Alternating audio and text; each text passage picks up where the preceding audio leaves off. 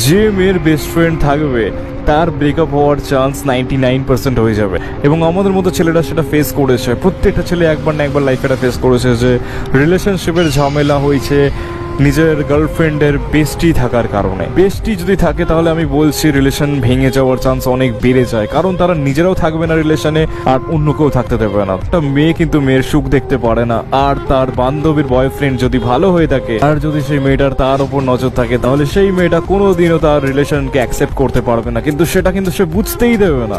আস্তে আস্তে সেই মেয়েটা নিজের বান্ধবীকে এত টক্সিক সাজেশনস দেবে যাতে সেই মেয়েটার ব্রেন ওয়াশ হয়ে ছেলেটার সাথে দুর্ব্যবহার করে, কারণ তারা সারাদিন তার বান্ধবীর মাথা খাবে আর সে চাইবে যাতে তার ব্রেকআপ হয়ে যায়। আর যদি তুমি খুবই লাকি হও, তোমার গার্লফ্রেন্ড যদি একটা পারফেক্ট নারী হয়ে থাকে তাহলে সে তার নিজের বান্ধবীর কথা কানেই নেবে না, আর বরঞ্চ তোমাদের রিলেশনশিপ আরো গভীর হয়ে যাবে, আরো সব বেস্টি ফেস্টিকে তার লাইফ থেকে সরিয়ে দেবে। এসব বন্ধু টন্ধু ভাই যত থাকবে তত কিন্তু রিলেশনশিপে গন্ডগোল হবে।